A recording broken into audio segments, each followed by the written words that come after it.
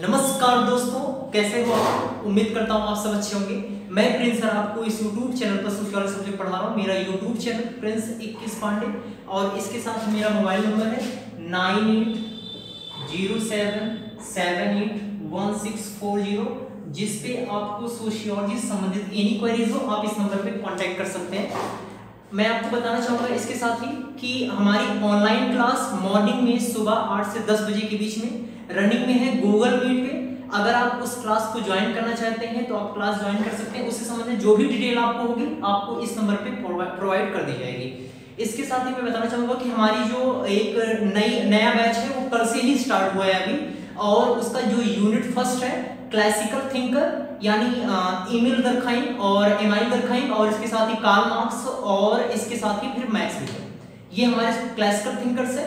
इनके संबंध में हम लोगों ने इमाइल दरखाइन के बारे में हम लोगों ने पढ़ लिया है, आज कंप्लीट हुआ है। कल से कार्ल मार्क्स भी शुरू हो रहा है। अगर आपने अब तक देर न करते तो आप इस पे नंबर पे कांटेक्ट करिए और क्लास आप ज्वाइन कर सकते हैं, राइट। और इसके साथ ही यूजीसी नेट का जो प्रथम प्रश्न पत्र है कंपलसरी वाला, उससे संबंधित कोई भी मटेरियल अगर आपको आवश्यकता होगी तो उससे संबंधित भी आपको इस नंबर पे कांटेक्ट करना होगा और आपको उससे संबंधित जो भी डिटेल होगी प्रोवाइड कर दी जाएगी।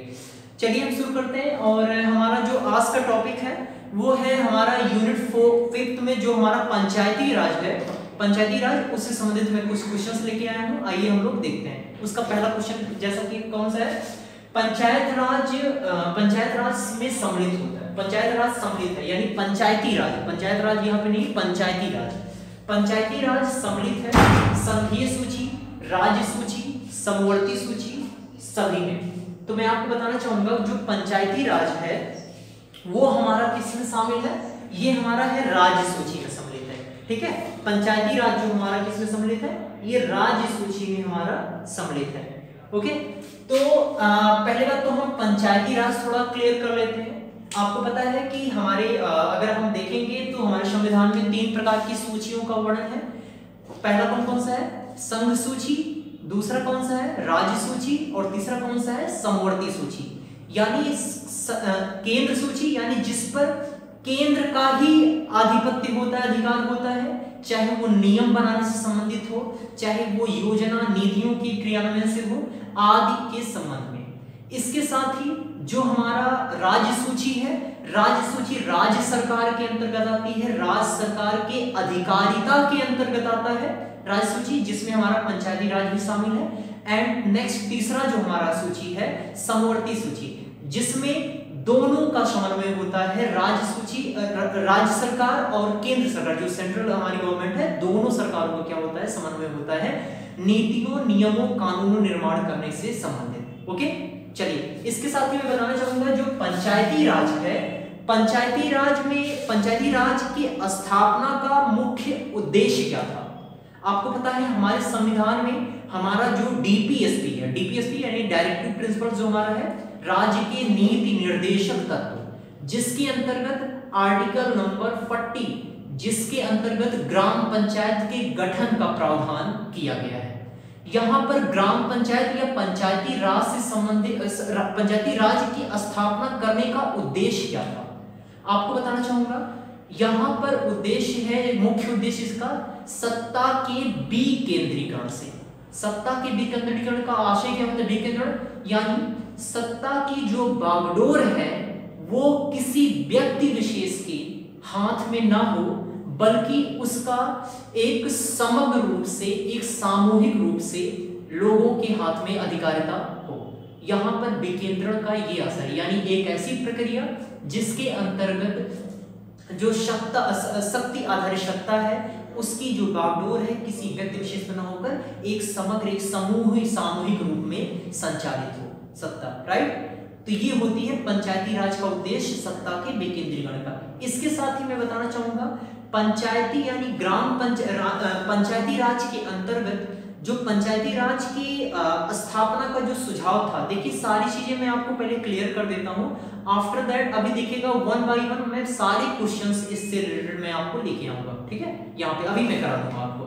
तो इसके साथ मैं आपको एक चीज और बताना चाहूंगा कि जो हमारी एक रिकमेंडेशन था किस कमेटी के थ्रू इसकी स्थापना के बारे में सोचा गया, तो वो हमारी थी बलवंत राव मेहता कमेटी थी, जिसके सुझाव पर पंचायती राज के स्थापना का प्रावधान किया गया।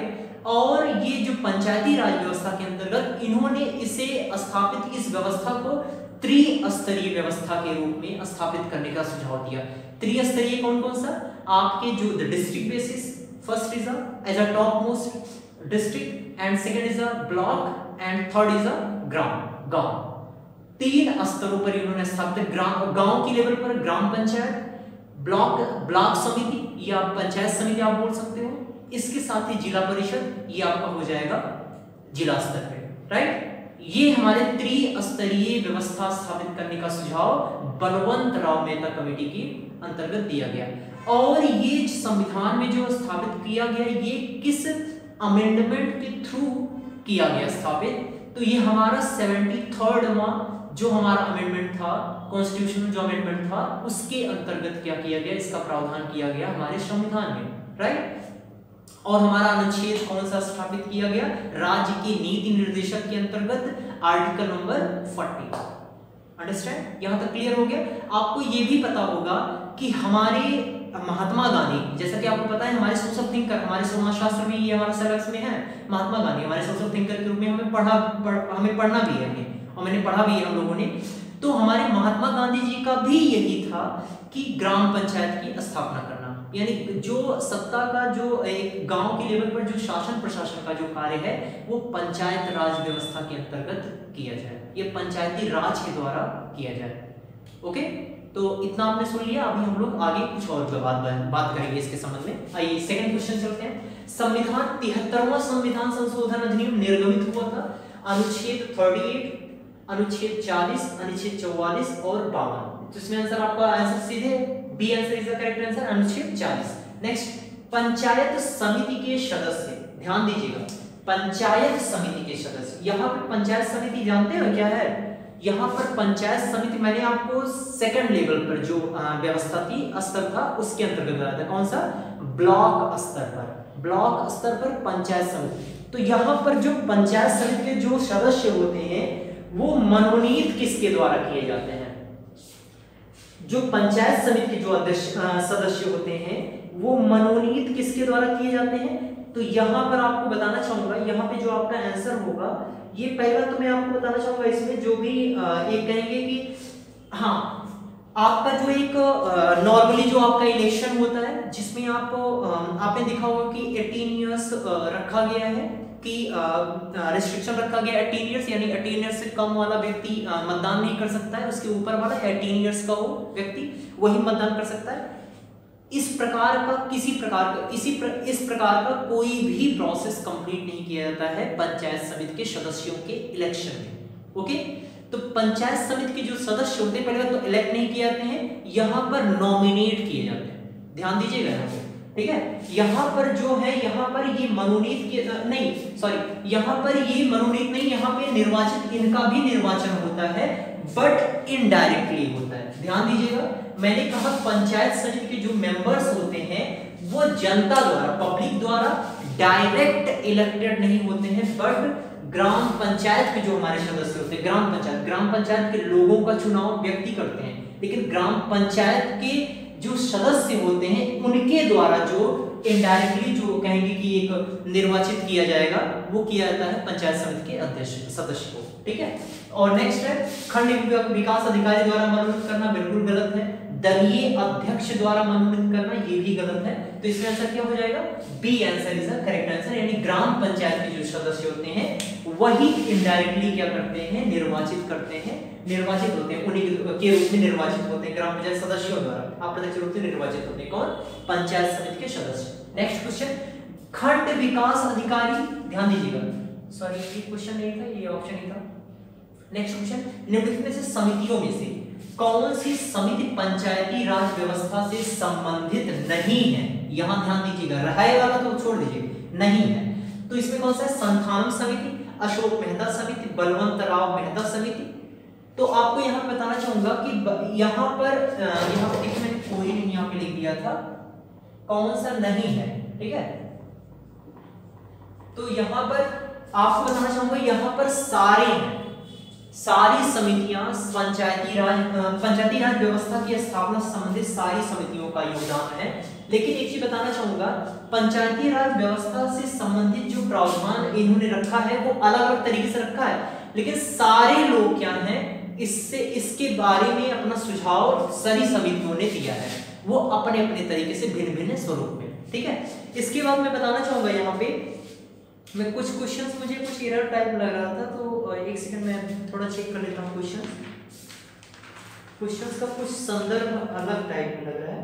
देखिए, हाँ सॉरी, तो यहाँ पर मैं बताना चाहूंगा जो संस्थानम समिति है, निम्नलिखित समितियों में से कौन सी समिति पंचायती राज व्यवस्था से संबंधित नहीं है? तो आपको यहाँ पे पहला ऑप्शन है संस्थानम, दूसरा अशोक मेहता, तीसरा है बलवंतराव मेहता समिति, और कोई नहीं। तो इसका आंसर क्या हो जाएगा? ए आंसर, यानी संस्थानम समिति क्या है इसके अंतर्गत, यानी पंचायती राज के संबंध में संस्थानम समिति का किसी प्रकार का कोई सुझाव नहीं है। ठीक है, लेकिन यहाँ पर दो प्रकार की समितियां आती हैं, अशोक मेहता समिति और बलवंतराव मेहता समिति। बलवंतराव मेहता समिति को मैंने आपको अभी डिफाइन कर दिया है, त्रिस्तरीय व्यवस्था स्थापित करने की बात करते हैं, जबकि यहाँ पर अशोक मेहता जो समिति है, कमेटी है, इसने सुझाव दिया था दो स्तरीय।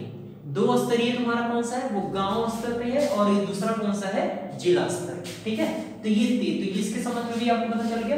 और सबसे सर्वप्रथम जो रिकमेंडेशन किया था वो बलवंतराव ने किया था कमेटी ने, और उसके आफ्टर दैट ये किए थे इन्होंने अशोक मेहता। मुझे कुछ डेट कंफर्म नहीं है, 1977 समथिंग शायद इसका अशोक मेहता का है, और बलवंतराव मेहता का 1857 को समथिंग ऐसे कुछ करके है, मुझे डाउट है अभी इस पे। ठीक है, लेकिन पहले ये कंफर्म है बलवंतराव मेहता समिति ने रिकमेंडेशन किया था, और सेकंड इज अशोक मेहता समिति। नेक्स्ट क्वेश्चन, तो आंसर क्या हो जाएगा? A answer is the correct answer. Okay, तो नेक्स्ट क्वेश्चन है स्थानीय संस्थाओं का प्रशासन, स्थानीय संस्थाओं का प्रशासन की कुशल इकाइयों के रूप में असफल होने का कारण क्या है?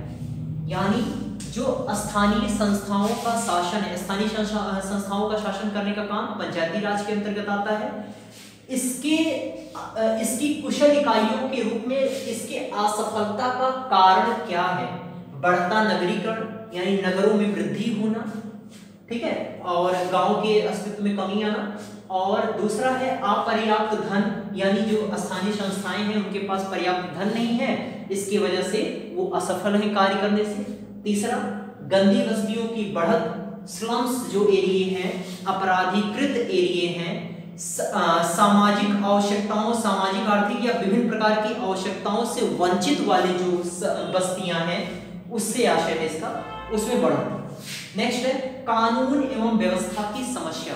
एक चीज मैं बताना चाहूंगा, आपको ये पता होगा कि बहुत सारे चाहे वो पंचायत के संबंध में हो या चाहे सेंट्रल के बेसिस पे हो, चाहे राज्य सरकार के संबंध में हो, विभिन्न प्रकार की सुविधाएं प्रदान की जा रही हैं, विभिन्न प्रकार के कार्य नीतियों का निर्माण किया जा रहा है, कानूनों का निर्माण किया जा रहा है, लेकिन उनका इम्प्लीमेंटेशन यानी उनका जो कहेंगे कि लागू करना कानून और उनको व्यवस्थित ढंग से लोगों पर लागू करना, नीतियों का लोगों तक पहुंचना, लोगों में जागरूकता उत्पन्न करना उस नीतियों कार्यक्रमों के प्रति, ये सब सारी चीजों का क्या है? अभाव है, जिसके चलते किसी भी प्रकार का कोई होता है, किसी प्रकार की कोई भी कार्यक्रम या नीतियां बनाई जाती हैं तो उसकी असफलता का जो रेट है वो बढ़ जाता है इसकी वजह से।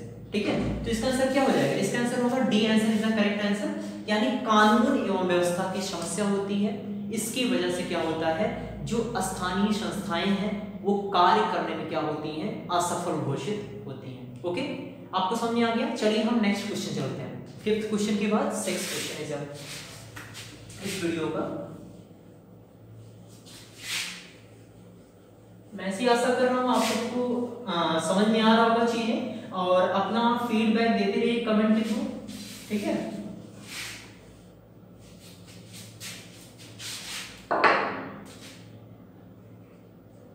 क्वेश्चन 6 है पंचायती राज व्यवस्था से संबंधित 73वें संविधान संशोधन की कौन सी बात सही नहीं है?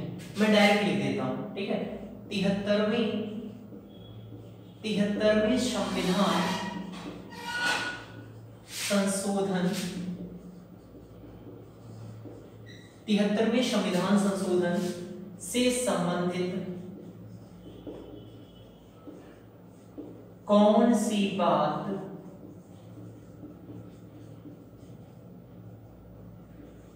नहीं है? तो पहला ऑप्शन है, ऑप्शन नंबर 1 इज अ विधानसभा, विधान परिषद एवं संसद सदस्यों को प्रत्येक स्तर की पंचायत व्यवस्था में पृथक रखा गया है। विधानसभा, विधानसभा, विधान परिषद, विधान परिषद एवं संसद सदस्यों को, एवं संसद सदस्यों को, संसद सदस्यों को प्रत्येक स्तर की, प्रत्येक स्तर की, प्रत्येक स्तर की पंचायत व्यवस्था में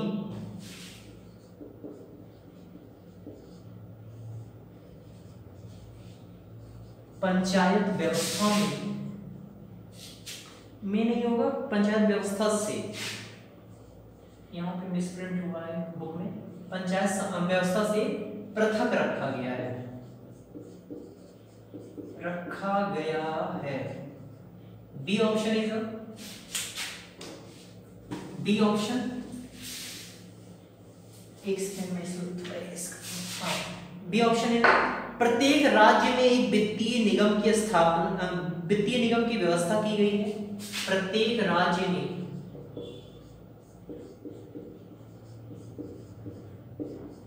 एक वित्तीय निगम की, वित्तीय निगम की स्थापना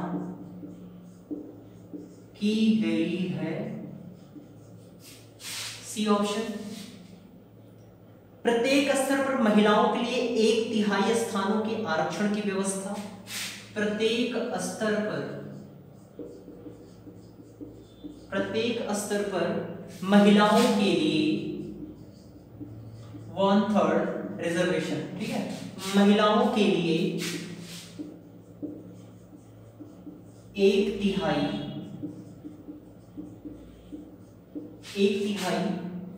स्थानों के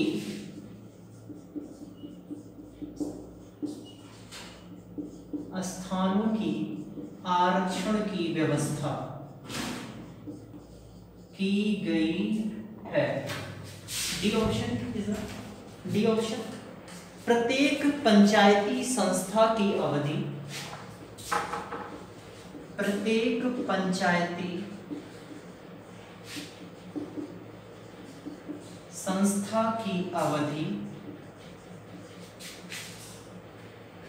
5 वर्ष निश्चित की गई है। 5 वर्ष निश्चित की गई है।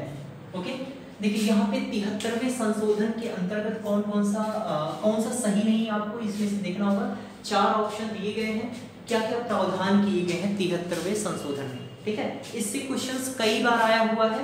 अभी हमारा एचपीएससी का जो एग्जाम हुआ था उसमें भी क्वेश्चंस यहाँ से आए हुए थे, और ये ऑप्शन उसमें था भी कि किन किन समूहों को आरक्षण प्रदान किया गया है, ठीक है।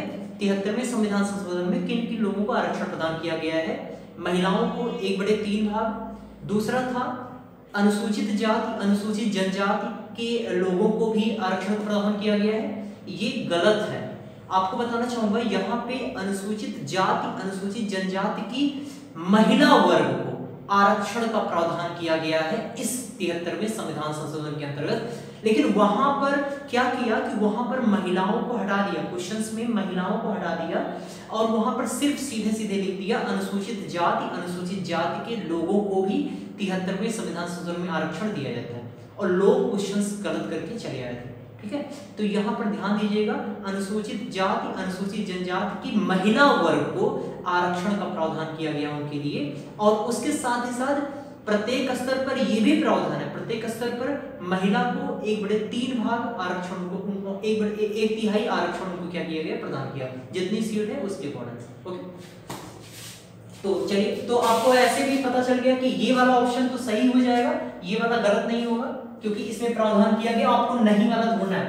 फर्स्ट देखते हैं, विधानसभा, विधान परिषद एवं संसद सदस्यों को प्रत्येक स्तर की पंचायत व्यवस्था से पृथक रखा गया। बिल्कुल सही है, ठीक है। यहाँ पर विधानसभा, विधान परिषद, संसद सदस्यों को पंचायती व्यवस्था में जो त्रिस्तरीय व्यवस्था है उस व्यवस्था में किसी भी प्रकार के हस्तक्षेप से उन्हें रोका गया है, यानी पृथक रखा गया है। तो इसका आंसर ये भी सही होगा, लेकिन आपको यहाँ पे गलत वाले पे ऑप्शन लगाना है, ठीक है। तो ए सही हो गया, सी सही हो गया। तीसरा देखते हैं, बी, प्रत्येक राज्य में एक वित्तीय निगम की स्थापना की गई है इसके अंतर्गत। चौथा, प्रत्येक पंचायती संस्था की अवधि 5 वर्ष निश्चित की गई है। आप सबको बिल्कुल क्लियर हो गया होगा, जब मैंने यहाँ पे क्लियरेंस कर दिया होगा तो आपको ये भी क्लियरेंस हो गया कि सी, डी और ए ये आंसर सही हो गए। तो आपका आंसर कौन सा बचा? आपको नहीं पता है, फिर भी आपका आंसर क्या हो जाएगा? B answer. ये गलत है। राज्य से यहाँ पे कोई मतलब नहीं है, क्योंकि स्थानीय संस्था से यहाँ पे आशय है, स्थानीय कार्य से ही मतलब है पंचायती राज का, ना कि राज्य लेवल पर कार्य करने से, ठीक है। तो ध्यान दीजिएगा, तो ये आंसर गलत होगा। तो आपका आंसर क्या हो जाएगा इस क्वेश्चन के अकॉर्डिंग? डी आंसर हो जाएगा, ठीक है। ये सब सारे प्रावधान किए गए। यहाँ पर 5 वर्ष निश्चित किया गया, लेकिन एक चीज मैं बताना चाहूंगा, थोड़ा ये माइन्यूट चीज है इसके संबंध में। आपने देखा होगा कि कुछ पंचायतें क्या होती हैं 5 वर्ष के पहले भी